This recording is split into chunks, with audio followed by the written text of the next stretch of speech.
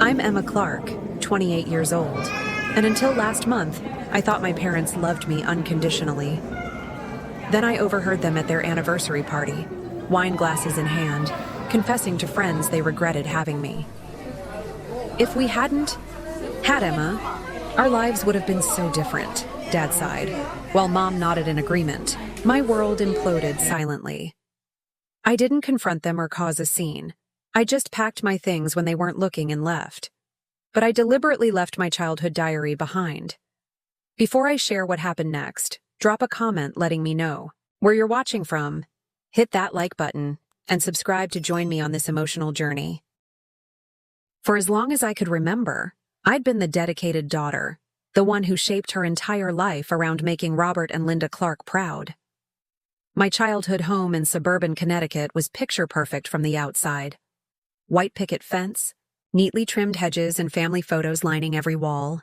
I grew up believing we were the ideal American family, the kind you'd see in those cheesy holiday commercials where everyone gathers around a perfectly roasted turkey while soft music plays in the background. Dad was a respected accountant at a local firm, and Mom taught third grade at the elementary school just 3 blocks away. They attended every school event, clapped the loudest at my piano recitals, and seemed genuinely invested in my happiness. At least that's what I thought for nearly 3 decades of my life. My relationship with them felt solid, built on mutual respect and love. When I graduated high school as valedictorian, the pride on their faces seemed unmistakable. They hugged me tightly after my speech, Dad whispering, "You've made us so proud, Emma." Those words became my compass, guiding every major decision I made afterward. I chose nursing because Mom once mentioned how noble the profession was, even though my high school art teacher, Mrs. Winters, had pulled me aside senior year with life-changing news. "Emma, you've been offered a full scholarship to Rhode Island School of Design. This is an incredible opportunity." The acceptance letter had arrived while my parents were at work, and I'd stared at it for hours, tracing the embossed logo with my fingers, imagining a life surrounded by canvases and creativity. But when I brought it up at dinner, Dad's expression had changed almost imperceptibly. "Art is a wonderful hobby, Emma, but it's not a stable career. We just want security for you." Mom had reached across the table, patting my hand. "Nursing would use your compassion. You've always been such a caring girl." So I declined the scholarship and enrolled in nursing school instead. The acceptance letter went into my diary, pressed between pages documenting my sacrifice, along with a pressed daisy from Mrs. Winters' goodbye bouquet. She'd looked heartbroken when I told her my decision. I excelled at nursing school, throwing myself into anatomy classes and clinical rotations with determination, if not passion. After graduation, I could have taken a position at Massachusetts General Hospital in Boston, an opportunity my classmates envied, but my parents mentioned how empty the house would feel without me. So I moved back home and took a job at the local children's hospital. For 6 years, I built my career as a pediatric nurse, finding genuine joy in helping my young patients despite the path not being my first choice. I maintained a small corner in my bedroom for painting, creating watercolors during rare free time between hospital shifts. My best friend Tara couldn't understand my choices. "Emma, you're 28, still living with your parents, and working at a hospital 10 minutes from your childhood home," she'd said during our coffee date last spring. "When are you going to live for yourself?" I'd stirred my latte, watching the cinnamon swirl into patterns. "They've given me everything. Is it so wrong to want to be there for them?" Tara had given me that look, the one that mixed pity with frustration. There's a difference between being there for someone and sacrificing your entire life for them. I'd changed the subject. My brother Michael hadn't made the same choices. He'd moved to Germany right after college, pursuing his engineering career with single-minded focus. He called on holidays and sent exotic gifts but rarely visited. Mom and Dad never complained, but I'd noticed how Mom lingered over his occasional postcards, how Dad casually mentioned Michael's accomplishments to neighbors. I compensated for Michael's absence by being ever present, handling their tax paperwork, driving Mom to doctor's appointments, helping Dad maintain the yard. When their 30th anniversary approached, I dove into planning with characteristic thoroughness. I coordinated with their friends for a surprise backyard celebration, ordered a custom cake recreating their wedding design, and spent weeks secretly planning the perfect gift. A family trip to Italy, the destination they'd always dreamed of visiting. I'd been saving for 3 years, picking up extra shifts and cutting corners in my personal expenses. The envelope with 3 tickets, I'd even convinced Michael to join us, was wrapped and hidden in my closet, ready to be presented at the perfect moment. In the weeks leading up to the party, I transformed our backyard into an elegant venue, stringing fairy lights through the old oak trees, arranging rented tables with fresh flower centerpieces, and hanging photos chronicling their 30 years together. I wanted everything to be perfect, a testament to the family bond I valued above all else. The night before the party, I stayed up until 3 a.m, finalizing seating arrangements and confirming details with the caterer. As I finally crawled into bed, exhausted but satisfied, I wrote in my diary, "Tomorrow will be perfect. They deserve nothing less after everything they've done for me. I can't wait to see their faces when they open the Italy tickets. Maybe this will finally be enough." Little did I know that in less than 24 hours, that entry would seem like it was written by a different person entirely, a naive woman who still believed she was the beloved daughter in a happy family narrative, rather than someone's biggest regret. The day of the anniversary party arrived with perfect early summer weather, sunshine filtering through the maple trees in our backyard, creating dappled patterns on the pristine white tablecloths. Guests began arriving at 4 o'clock, bearing gifts wrapped in silver paper and sharing stories about Robert and Linda's early days together. I flitted between the kitchen and yard, checking on the catering, refreshing drink pitchers, and ensuring everyone had what they needed. Mom looked radiant in her blue dress, her silver-streaked hair styled elegantly, while Dad stood tall in his best suit, greeting old friends with hearty handshakes. Around 6, just as the golden hour cast everything in warm light, I clinked a spoon against my glass and proposed a toast. "To 30 years of showing the rest of us what love looks like," I said, raising my champagne flute toward my parents. "May we all be fortunate enough to build what you have." Everyone applauded as my parents shared a kiss, and for that moment, surrounded by people who loved them, they looked genuinely happy. After dinner, while guests mingled and enjoyed dessert, I headed to the kitchen to prepare the anniversary cake for its grand presentation. Through the window, I could see my parents sitting with their closest friends, the Harrisons and the Bakers, in our garden gazebo. They were laughing, glasses of expensive whiskey in hand, the kind Dad saved for special occasions. I was about to turn away when I heard my name, causing me to pause mid-motion. "Emma's a wonderful daughter," Mrs. Harrison was saying. "You two are so lucky she stayed local. Our kids scattered across the country the minute they graduated." There was a pause, and then my father's voice, loosened perhaps by the whiskey, and the nostalgia of the evening, responded in a tone I'd never heard before. "Sometimes I wonder about that. Having Emma derailed everything, if I'm honest. If we hadn't had her when we did, we could have taken those positions in California. Linda could have finished her PhD. My hands froze on the cake box as Mom's voice drifted clearly through the open window. "Remember that offer from the international school in Switzerland? We were packed and ready to go when I found out I was pregnant." She sighed, a sound so wistful it made my stomach clench. "Sometimes I wonder what our lives would have been like. I hate to say it, but there are days I regret it too." The cake box slipped from my suddenly numb fingers, crashing to the kitchen floor in a mess of frosting and shattered porcelain. I barely noticed, my ears ringing with the casual cruelty of their words.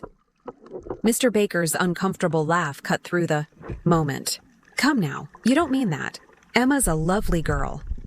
"Of course she is," Dad replied quickly. "We love her dearly, but you can love someone and still recognize they changed your trajectory. We had such different plans before she came along," Mom added softly. "We were so young, 24. We had the world at our fingertips, and suddenly we were tied to a mortgage in Connecticut, building the stable life a child needs." My vision blurred as hot tears spilled down my cheeks.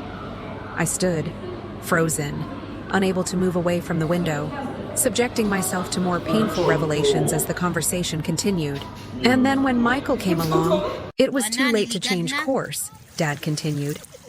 Though at least he's living the adventurous life somewhere. That's why we never pushed Emma to move out, Mom explained. It felt wrong somehow, after everything, to push her away when she wanted to stay close. The terrible irony of it crashed over me. I'd stayed for them, thinking they wanted me close, while they'd allowed me to stay out of guilt, perhaps resenting my presence all along. Every sacrifice I'd made, every alternative path abandoned, had been to please parents who saw me as the human embodiment of their derailed dreams. I stumbled back from the window, barely making it to the bathroom before violent sobs overtook me. Memories flooded back, recontextualizing themselves with brutal clarity.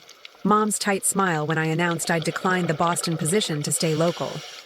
Dad's distracted nod when I mentioned giving up my art scholarship. The way they enthusiastically supported Michael's move abroad while encouraging me to remain in our hometown. All these years, I'd interpreted their behavior as appreciation for my presence when perhaps it had been resignation, or worse, obligation. I stared at my reflection in the bathroom mirror, mascara streaming down my flushed cheeks, and saw a stranger looking back. Who was I beyond being Robert and Linda's dutiful daughter? What parts of me had I silenced to maintain their approval? And how could I continue living in their house, eating meals across from them, knowing I represented their biggest life regret? When I finally emerged from the bathroom, face washed and composure tentatively restored, the party continued around me. I moved through the remaining hours mechanically, serving cake I had hastily salvaged, accepting compliments for my planning, and smiling until my cheeks ached. Mom and Dad remained oblivious to my internal collapse, accepting congratulations and reminiscing about their 3 decades together. As the last guest departed around midnight, Mom hugged me tightly. Everything was beautiful, Emma. Thank you for all your hard work. I hugged her back stiffly, wondering if she could feel how something fundamental had shifted between us. You deserve it, I replied, the words sticking in my throat as I realized the Italy tickets would remain forever in my closet, an emblem of devotion to a family dynamic that had never truly existed. That night, I wrote in my diary until dawn broke, pouring out decades of suppressed feelings, documenting the terrible revelation that had shattered my understanding of my place in my family. The bitter irony wasn't lost on me. I had given up everything to be the perfect daughter to parents who had given up everything because of me, and neither of us had ended up happy. The week following the anniversary party unfolded in a strange, detached haze. I moved through our house like a ghost, performing the routines that had structured my life for 28 years, while feeling completely disconnected from them. Dad left for work each morning with his usual thermos of coffee that I prepared. Mom continued grading papers at the kitchen table in the evenings. We ate meals together, discussed neighborhood news, and maintained the appearance of normalcy while the truth hovered unspoken between us. I searched their faces constantly, looking for signs that I had misheard or misinterpreted that devastating conversation. Instead, I found only more evidence supporting what they'd revealed. On Tuesday morning, Dad flipped through a travel magazine at breakfast, pausing at a spread about Bali.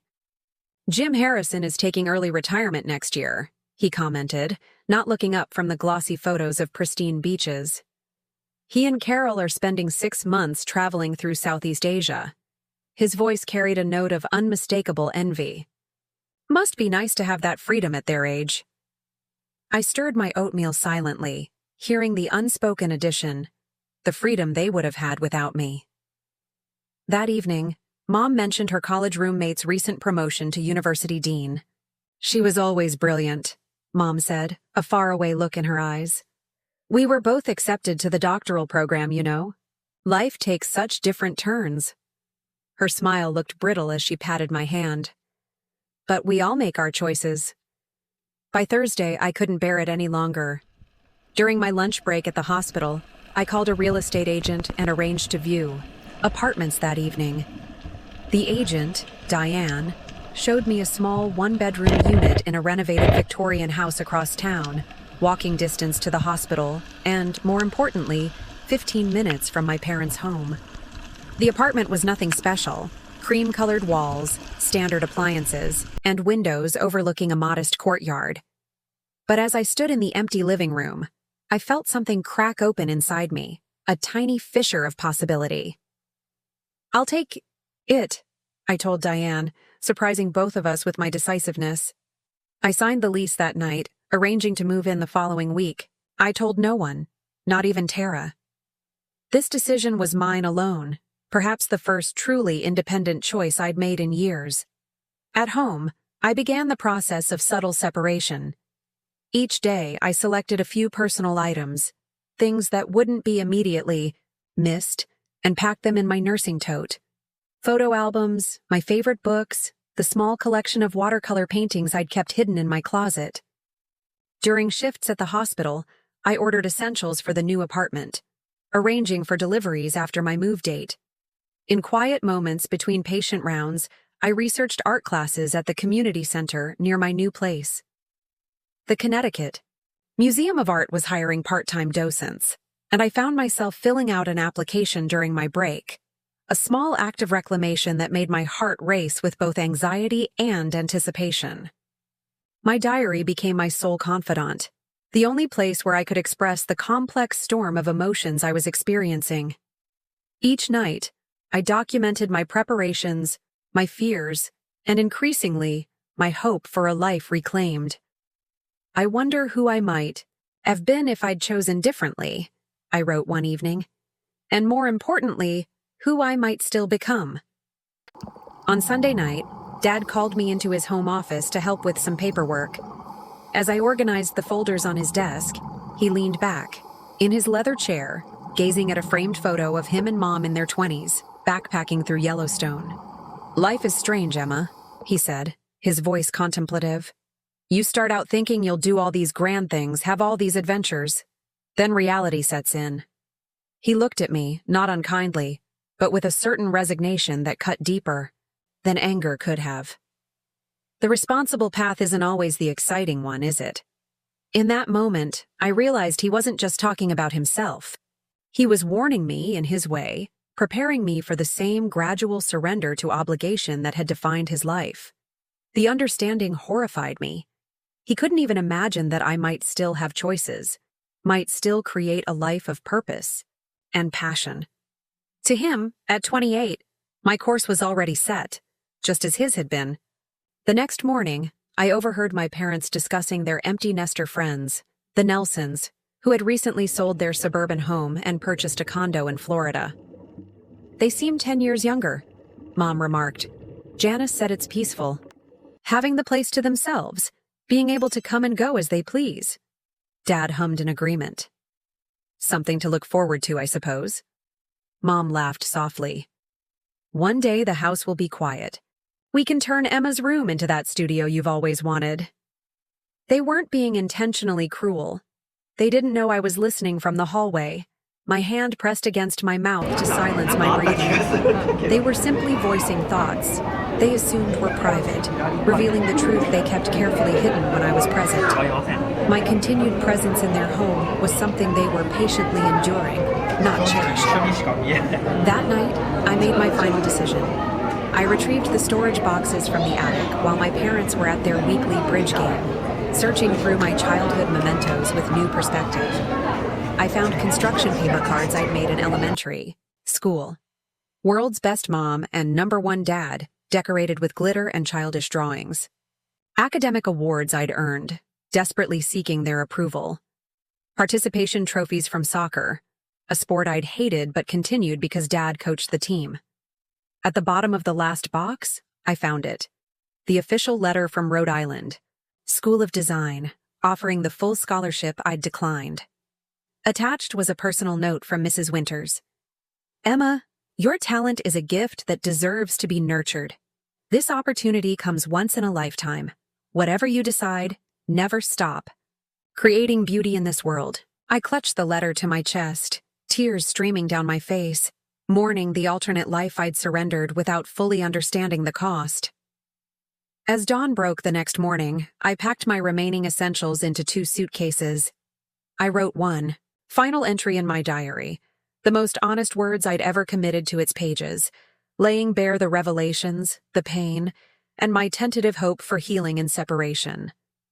With deliberate care, I left the diary on my perfectly made bed, alongside the envelope containing the Italy tickets I'd never give them.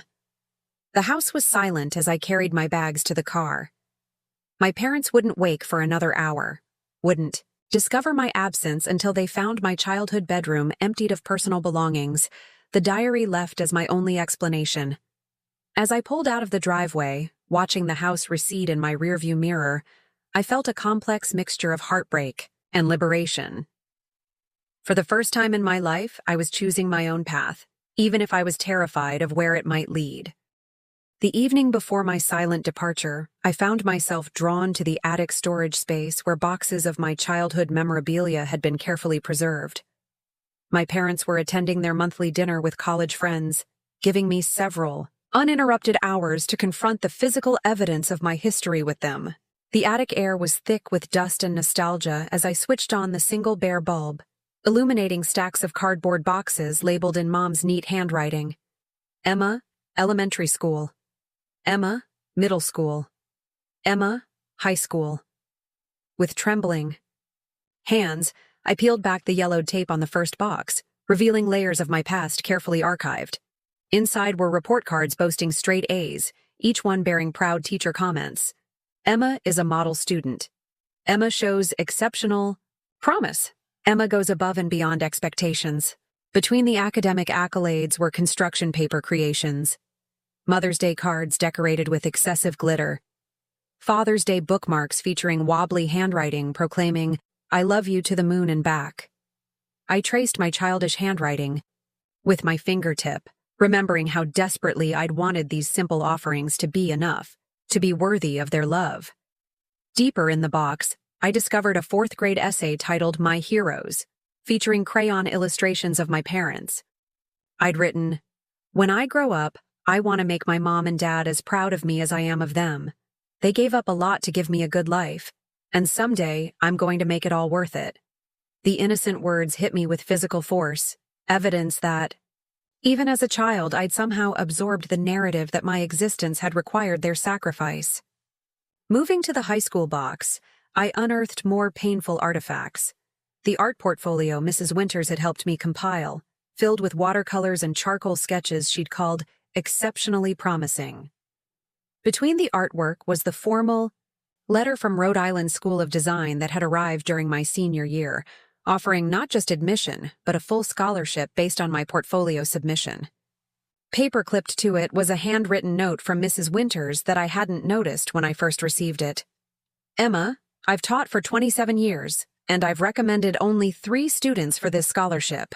Your talent isn't just technical skill. It's a unique perspective that deserves cultivation. Please consider this path carefully. Whatever choice you make, promise me you won't stop creating." I'd broken that promise for years, reducing my art to an occasional hobby squeezed between hospital shifts and family obligations. Beneath the portfolio was my nursing school acceptance letter, which my parents had framed and displayed prominently in the living room for years. The contrast between their reactions to these 2 achievements couldn't have been clearer. The final box contained mementos from my college graduation, the program listing me as nursing school valedictorian, photos of me in cap and gown flanked by beaming parents, and the journal they'd given me as a graduation gift, inscribed, "To record the beginning of your adult journey." The irony wasn't lost on me that this journal had evolved into the diary, where I documented years of suppressed desires and quiet surrenders, culminating in the revelation that had shattered my world. As I carefully replaced these artifacts of my curated life, a nursery school art project caught my attention. It was a simple family portrait rendered in finger paint, stick figures labeled Mommy, Daddy, and me, all holding hands beneath a bright yellow sun. My 5-year-old self had added a 4th figure off to the side, explaining to my confused teacher that I was saving space for my future brother or sister. Even then, I'd sensed something was missing in our family unit, some vital connection or joy that additional children might bring. Michael's birth 3 years later had completed the family picture, but created new dynamics I was only now beginning to understand. By the time I descended from the attic, arms laden with select items I couldn't bear to leave behind, my resolution had crystallized. I couldn't continue living as the physical embodiment of my parents' compromised dreams.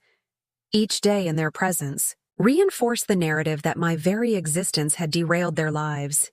The subtle resentment I now recognized in their offhand comments and wistful reminiscences was slowly poisoning whatever genuine love existed between us. The next morning, my parents left for work with our usual routine intact, Dad accepting the travel mug of coffee I prepared, Mom reminding me we needed milk from the store, neither noticing anything amiss in my carefully composed expression. The moment they pulled from the driveway, I moved with purposeful efficiency, transferring my carefully packed bags to my car and making one final sweep of my bedroom to ensure I'd left nothing essential behind. The room looked eerily untouched. Bed perfectly made with the floral comforter I'd had since high school, bookshelves arranged by author, nursing credentials framed on the wall. Only the missing photographs and personal items hinted at my impending absence. I placed my diary deliberately in the center of the bed, its worn leather cover containing years of my most private thoughts, fears, and now, my explanation for leaving. Beside it, I placed the envelope containing the Italy tickets I'd purchased for their anniversary gift. Tickets that would never be used. My final entry filled several pages, beginning with the devastating conversation I'd overheard and working backward through years of sacrifices I'd made, seeking approval I now understood might never have been fully available.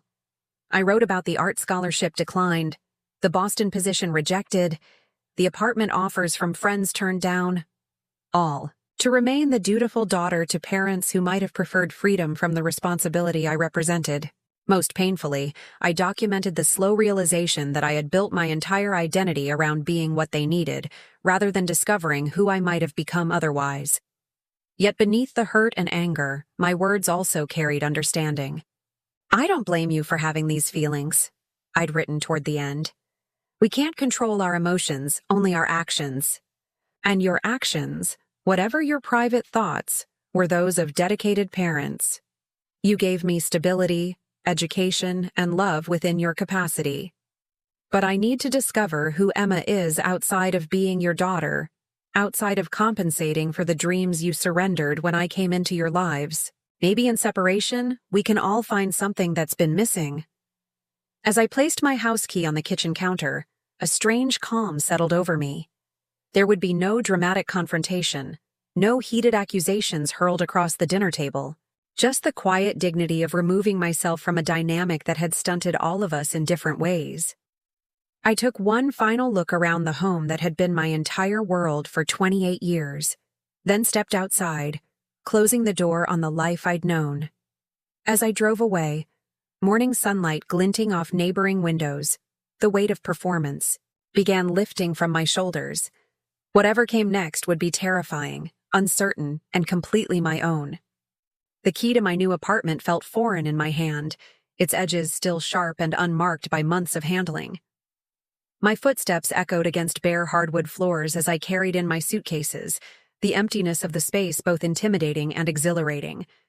This small one-bedroom unit, with its vanilla-colored walls and outdated kitchen, represented the first space that was entirely mine, chosen without consideration of anyone else's preferences or needs. I spent that first day in a flurry of practical activity, accepting deliveries of a hastily ordered bed frame and mattress, unpacking my limited belongings, and making lists of essentials still needed. The physical tasks kept the emotional overwhelm at bay, allowing me to focus on immediate problems rather than the seismic shift in my life's foundation. By evening, exhaustion hit like a physical wave. I sat cross-legged on my new mattress, eating takeout Chinese food directly from the container, when my phone began vibrating with incoming calls. Mom, Dad, Mom again. Text messages followed in rapid succession. "Emma, where are you? Please, call us immediately. We're worried sick. What is going on?" I silenced the phone and continued eating methodically, each bite a small act of self-preservation. They had found the diary. They knew exactly where I was and why I had left. The urgent confusion in their messages suggested they hadn't expected consequences from their revelations, hadn't imagined their perfect daughter would ever step outside the role she'd played for 28 years. The calls continued through the night and into the next morning, growing increasingly demanding. I finally texted a brief response before my hospital shift. "I'm safe. I need space. Please respect that." When I emerged from a 12-hour shift at the Children's Hospital, I found 17 missed calls and a voicemail from Dad that veered between anger and bewilderment. "Emma Jean Clark, I don't know what kind of game you're playing, but your mother is beside herself. Whatever you think you heard, you've clearly misunderstood. We expect you home tonight so we can sort this nonsense out." The authoritative tone, so familiar from my childhood, no longer carried the same weight. I deleted the message without responding and drove to the community center where I'd registered for a Wednesday night watercolor class. For 2 hours, I lost myself in the simple joy of watching pigment bloom across damp paper, creating something purely for the pleasure of creation. The instructor, an older woman named Gabriella with silver hair and paint-splattered jeans, paused behind my chair. "You've done this before," she observed, studying my landscape. "There's muscle memory in those brushstrokes." I looked up at her, surprised by the tears suddenly blurring my vision. "A lifetime ago," I admitted. She squeezed my shoulder gently. "Welcome back, then." Those 3 words followed me home, a benediction for the journey I'd begun. Days passed in a strange new rhythm. Hospital shifts, art classes, solo meals eaten while reading books I'd always meant to try. Tentative conversations with neighbors in my apartment building. My parents' messages grew less frequent but more calculated, shifting from demands to guilt. "Dad's blood pressure is concerning the doctor. The house feels so empty without you. We've always been a close family. What will people think?" I maintained minimal contact, responding only to confirm my continued safety, refusing to be drawn into substantive discussions until I felt solid enough in my new reality to engage without being pulled back into old patterns. One unexpected connection emerged with my across-the-hall neighbor, Dorothy, a retired literature professor in her 70s. She caught me struggling with grocery bags one evening, insisting on helping despite her arthritic hands. "Been watching you coming and going," she said matter-of-factly as she placed a bag on my counter. "Young woman, all alone, working hospital shifts. Reminded me of myself at your age." Something in her direct gaze, free of judgment or expectation, opened a door inside me. Before I knew it, we were sitting at my small kitchen table, sharing the lemon cookies she'd brought over, while the story of my departure poured out of me. Dorothy listened without interruption, her weathered hands cupped around her tea mug. When I finished, she nodded thoughtfully. "Families are complicated ecosystems," she said. "Sometimes a plant needs different soil to truly flourish, even when there's love in the original garden." Her perspective, untangled from the emotional knots of my family history, offered clarity I desperately needed. Our impromptu conversation evolved into regular evening teas, Dorothy sharing stories of her own complicated journey from dutiful daughter to independent academic. In her, I found a model of a life lived authentically, despite the expectations of others. In late June, an unexpected email arrived from Boston Children's Hospital, responding to an application I'd submitted months earlier, and then forgotten in the chaos of recent events. They were offering a specialized position combining pediatric nursing with art therapy for long-term patients, utilizing both my medical training and artistic background. The role would require relocating to Boston, a step that would have been unthinkable just weeks earlier. I sat with the opportunity for several days, discussing it with Dorothy and my hospital supervisor, who enthusiastically supported the potential career advancement.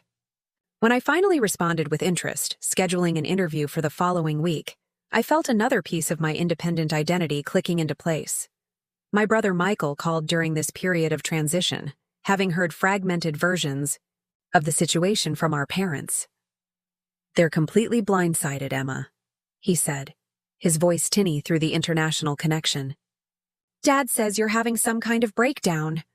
I laughed without humor. Of course that's their interpretation. Heaven forbid they recognize I'm having a breakthrough instead. Michael was quiet for a moment. You know, I always felt guilty for leaving while you stayed, like I was abandoning my post. You were living your life, I responded, the realization crystallizing as I spoke. I was just very good at not living mine. Another pause, then. For what it's worth, I think this is long overdue. And when you figure out who Emma is beyond being the perfect daughter, I'd really like to get to know her. His support, offered, without qualifications or pressure to reconcile with our parents, strengthened my resolve to continue on this uncertain path. In my small apartment that was gradually becoming home, with art supplies claiming the second-hand desk by the window and nursing textbooks sharing shelf space with novels I'd always wanted to read, I began assembling the components of a life guided by my own internal compass. The woman emerging from the shell of the perfect daughter was still taking shape, her edges undefined but increasingly authentic. There were moments of gut-wrenching doubt and loneliness, nights when I questioned every decision that had led me to this solitary existence. But with each day that I moved through the world on my own terms, the voice questioning my choices grew fainter, while the voice affirming my right to self-determination grew stronger. The knock came on a Sunday morning, exactly 1 week after I'd left. I was at my small kitchen table, sketching the view from my window while nursing a cup of coffee, when the sharp, insistent rapping echoed through my apartment. Something in the rhythm, 3 decisive knocks followed by 2 softer ones, instantly identified the visitors. Dad had knocked that way on my bedroom door throughout my childhood. My heart hammered against my ribs as I approached the door, pulse points throbbing. In my wrists and throat, through the peephole, I saw them standing awkwardly in the hallway. Mom clutching her purse with white-knuckled fingers. Dad's face set in the stern expression that had terrified me as a teenager. For a moment, I considered pretending I wasn't home, avoiding this confrontation until I felt more prepared. But Dorothy's words from the previous evening came back to me. Avoidance only postpones the inevitable while giving it time to grow larger in your imagination. I unlocked the door and opened it, immediately struck by how my parents seemed smaller somehow, less imposing than the figures who had dominated my entire existence. Mom's eyes were red-rimmed from crying, the lines around her mouth deeper than I remembered. Dad looked older too, uncertainty softening his typically authoritative posture. Emma, Mom whispered, her voice breaking on those 2 simple syllables. For several heartbeats, we stood frozen in tableau. The dutiful daughter and the parents who had both defined and confined her, separated now by more than just a threshold. Finally, I stepped back, wordlessly inviting them into my new space. They entered cautiously, gazes sweeping over the modest apartment with its minimal furnishings and the watercolor paintings already adorning the walls. Mom moved toward the largest one, a sunset over water rendered in bold oranges and purples. "You're painting again," she said softly, something like wonder in her voice. "I don't think I've seen your work since high school." The observation hung in the air between us, carrying unspoken questions about all she had missed, all I had suppressed. Dad remained standing rigidly by the door, hands thrust deep in his pockets. "We read your diary," he announced abruptly, his tone defensive rather than apologetic. "You had no right to just disappear like that. We've been worried sick."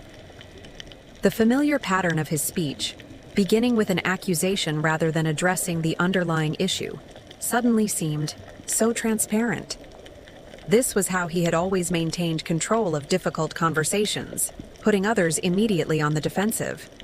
But I wasn't the same Emma who would have rushed to apologize, to smooth things over at any cost. I gestured toward my small couch. "Why don't we sit down?" The 3 of us arranged ourselves awkwardly in my living area, parents on the couch, me in the single armchair across from them. The coffee table between us felt like a demilitarized zone. Mom broke the tense silence first. "Emma, we're trying to understand. That diary, The things you wrote? She twisted her wedding ring anxiously.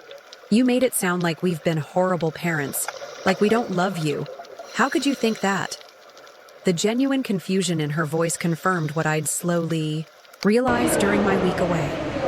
They had no idea how their casual comments had revealed decades of underlying resentment, how thoroughly those revelations had shattered my understanding of our family dynamic.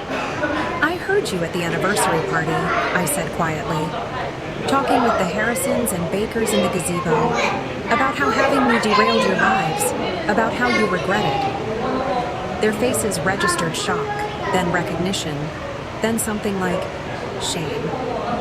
Dad recovered first, slipping into justification mode. You completely misunderstood the context of that conversation, Emma. We were reminiscing about life choices, that's all. Everyone has moments of wondering about roads not taken. You said you regretted having me, I repeated, my voice steady, despite the pain constricting my chest. Those were your exact words, Mom. There are days I regret it too. After spending my entire life trying to be worthy of you, trying to compensate for whatever I'd taken from you, hearing that confirmation was... I struggled to find words adequate to describe the collapse of my entire self-concept. It made everything clear. Mom began crying silently, tears tracking down her cheeks. It wasn't about you, Emma. Not really. We were talking about timing, about being young parents before we were ready. Of course we don't regret you. Then why did I grow up feeling like I had to earn my place in our family? I asked, the question emerging from some deep, previously inaccessible part of me. Why did I spend 28 years trying to be perfect?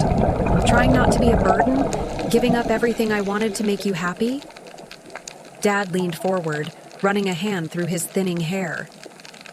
We never asked you to give up anything. The nursing career, staying in Connecticut. That was all your choice. The genuine bewilderment in his expression cracked something open between us. Was it? I challenged. When I got that art scholarship, you made it clear what you thought about art as a career. When I was offered the Boston position, you talked about how empty the house would feel. You never directly asked, but you made your expectations perfectly clear. A heavy silence settled over us, broken only by Mom's quiet sniffling. When Dad spoke again, his voice carried a vulnerability I'd rarely heard. My father told me I was throwing my life away when I chose accounting over law school, he said slowly. He called it settling for mediocrity. I swore I'd never put that kind of pressure on my kids. He looked at me with dawning horror. I didn't realize I was doing exactly that to you, just in a different way. Mom wiped her eyes with a tissue from her purse. We had such difficult childhoods, Emma. My parents were so critical, never satisfied with anything I achieved. I promised myself I'd be different. She reached for my hand across the coffee table, but I wasn't ready for that connection yet. We thought we were being supportive, letting you know how proud we were when you succeeded. We never meant to make you feel like our love was conditional. As they continued speaking, a complex picture emerged of two people shaped by their own difficult upbringings, unconsciously creating patterns they had sworn to avoid.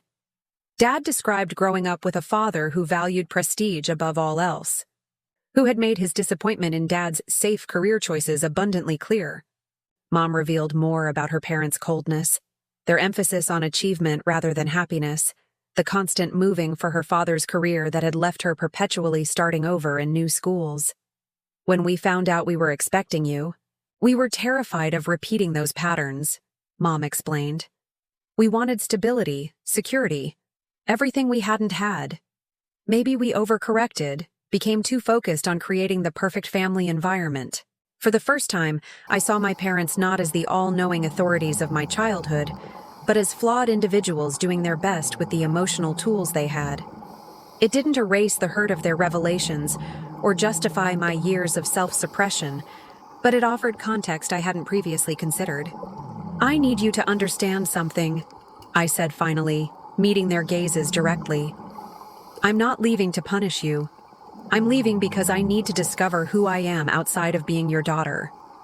I need to make choices based on my own desires, not on what I think will make you proud or happy. Dad started to interrupt, but Mom placed a restraining hand on his arm. For the first time in my life, I continued, I'm making decisions that aren't filtered through the lens of your approval. It's terrifying and exhilarating, and I need space to do that. I'm not cutting you out of my life, but our relationship needs to change. By the time they left 2 hours later, we had reached no neat resolution. The fractures in our family couldn't be repaired in a single conversation, but something had shifted in our understanding of each other. They had seen me stand in my truth, without backing down, perhaps the first time I had done so completely. And I had glimpsed the wounded children still influencing my parents' adult behaviors, complicating my simple narrative of their motivations. As I closed the door behind them, watching through the window as they walked slowly to their car, I felt the curious lightness that comes with speaking long-held truths. We had started the painful work of seeing each other clearly, a necessary first step toward whatever our relationship might become. 6 months after walking away from my childhood home, I stood at the window of my Boston apartment, watching early December snow dust the cityscape.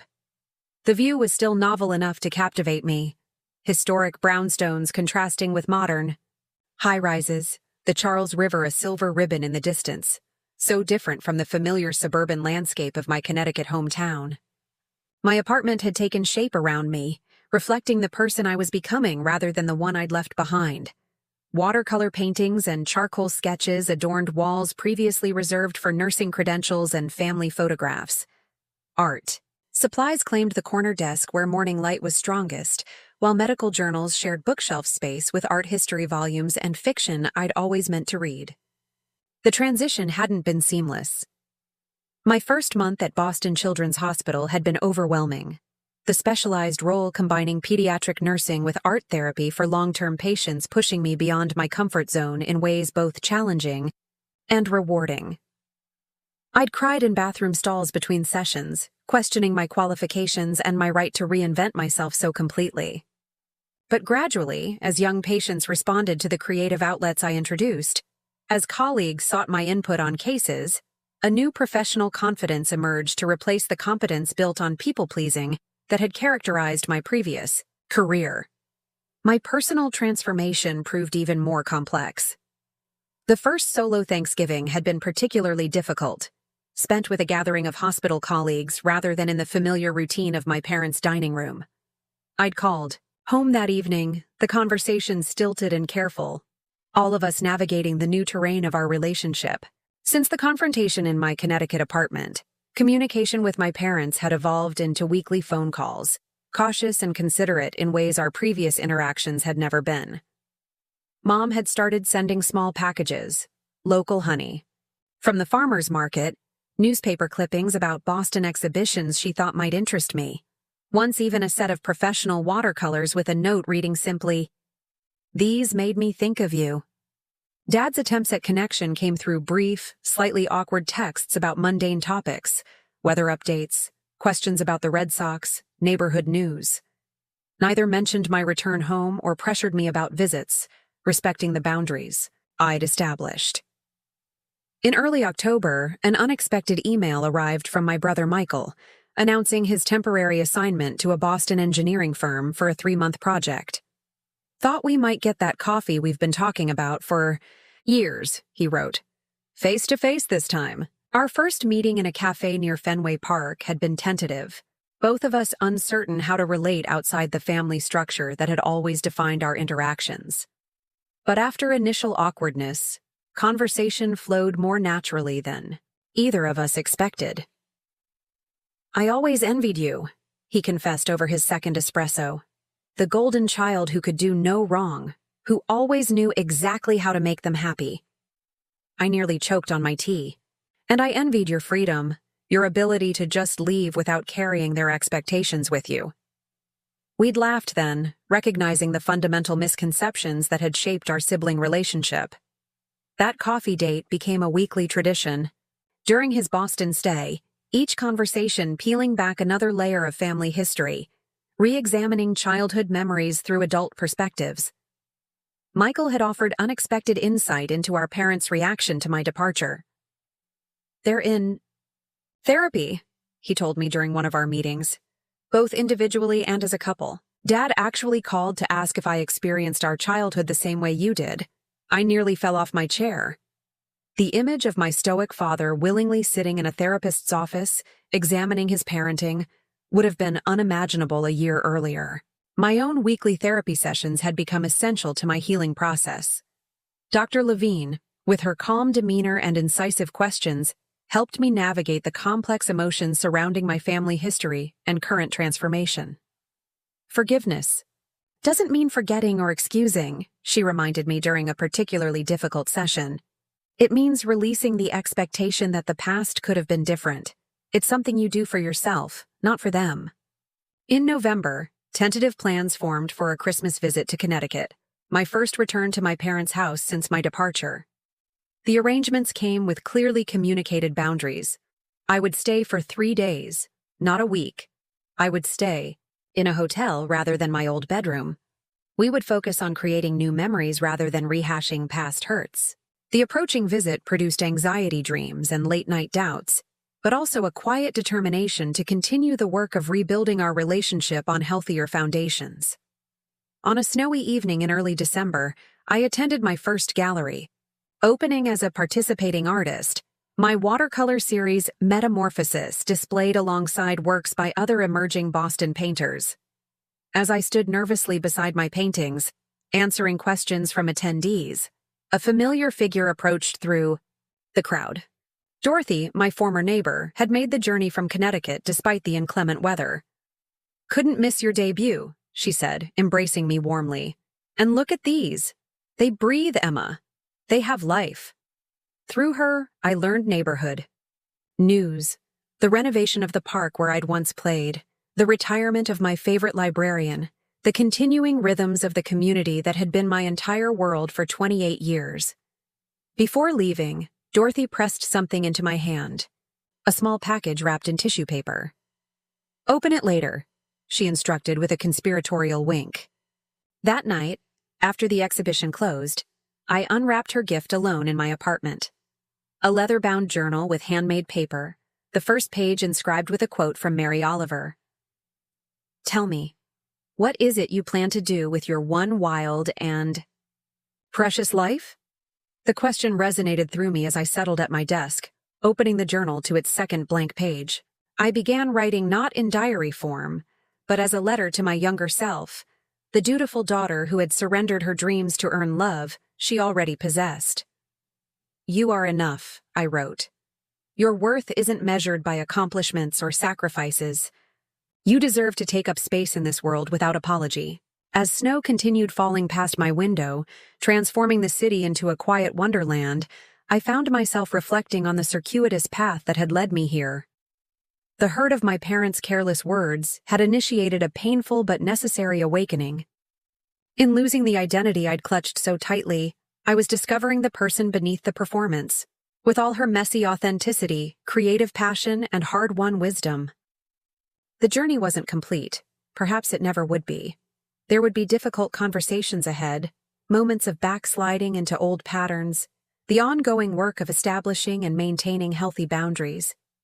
But sitting in my apartment, surrounded by evidence of my emerging self, I felt profound gratitude for the painful catalyst that had forced me to claim my one wild and precious life. As I prepare to share this story with you, I wonder how many of you have faced similar revelations or painful turning points that ultimately led to growth.